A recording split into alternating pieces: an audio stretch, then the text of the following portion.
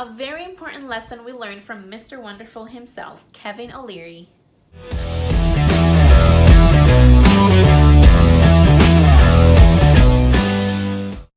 Hey guys, welcome to the Cash Flow Talk. Yes, today we're talking about, have you guys watched Shark Tank?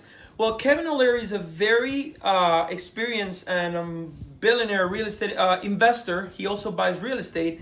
And he was doing a show on TV that I watched, and it was very important and very impactful what we learned from him, because he talks about what is the right moment for a couple or for people to purchase their own home when where they're gonna live in it.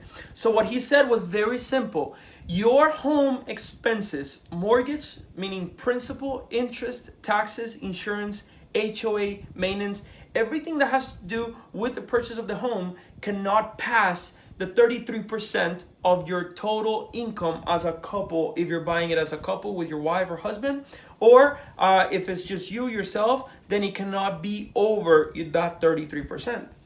Exactly. You have to make sure that when you're ready to buy a home, it's not about the market. It has to do a lot to do with you and your current situation. Make sure that you're purchasing a property where you're comfortable paying this new payment, this new mortgage payment, because it's going to be there likely for a big chunk of your life. It's going to be there for the next 30 years, 20 years, 40 years. We don't know. So make sure that you're calculating your household income. You know how much money is coming into that household, and only account for 33% of that, or it has to account for 33% of that. Make sure it's not 80% of the income or 70% like so many people are living today. And that's how people get into debt, get into a deep hole that they can no longer get out. Yeah, absolutely. It's for many people, for the majority of the people, it's probably the biggest investment on their lives. Yes. And it's probably the biggest debt of your life.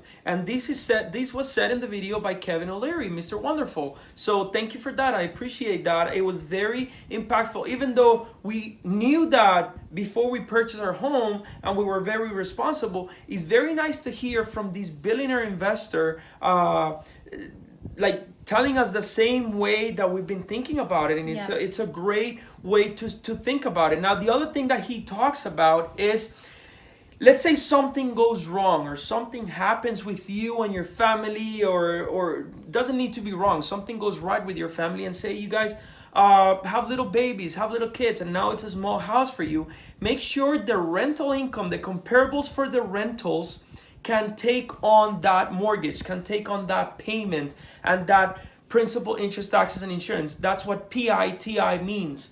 Principal, interest, tax, and insurance. Make sure when you have a tenant, they can take on those payments. You still have the advantage of the appreciation. You still control the property. You still own it. Yes. But at least if something were to happen, you can rent it and the property still pays off by itself. If it cash flows, great. If it doesn't cash flow, just make sure you're aware of that. But that's a great tip that Mr. Wonderful himself said it on TV, and that was great advice, and we follow it all the time, and we tell all of our clients, make sure you're responsible with that, because again, for many people, it's going to be the biggest investment and their biggest debt. Yes. So that's a quick tip we wanted to go over with you. We think it is a golden tip because it's truly something you need to think about when you're making that decision of buying a property. And we're not only talking about investments, we're specifically talking about your home, about the property that you're going to be calling home for a while to go. And you want to make sure it's a pleasant experience and that you love it. Even when you do that payment every month, you know you're doing it for a place that you love, that you're building your family, and that's where your money is going to. It's towards the purchase of your house. Yeah, and don't get emotional either. When you're looking for homes, make sure you have a budget, and when you not have those numbers, don't get emotional. Oh my God, I found this home that has a pool. Maybe you don't need that pool, and that pool is gonna get you off the 33% and is gonna get you to the 40%. Maybe you don't need that pool. Maybe you don't need that. Stay discipline and don't go over budget just because, oh my God, it's the house of my dreams or this and that. It's like I say it many times. It's like the people that have an $8 an hour job but they're driving a Lexus. Like, what are they doing? They have a car to go to job and they have a job to pay for the car. It's like it doesn't make sense. Stay responsible, because as real estate investors we have to manage money well. We have to be smart with our money. Everything that comes in is accounted for. It has a purpose, and again, the purpose is, like, our purpose is to buy rental properties. That's what creates freedom. And for us to buy rental properties, it requires a lot of cash. So we need to be very disciplined, and any investor will be very disciplined. So I hope that's also a quick tip for you. If you want to start investing in real estate, you have to use that discipline, because that 66% that is left over,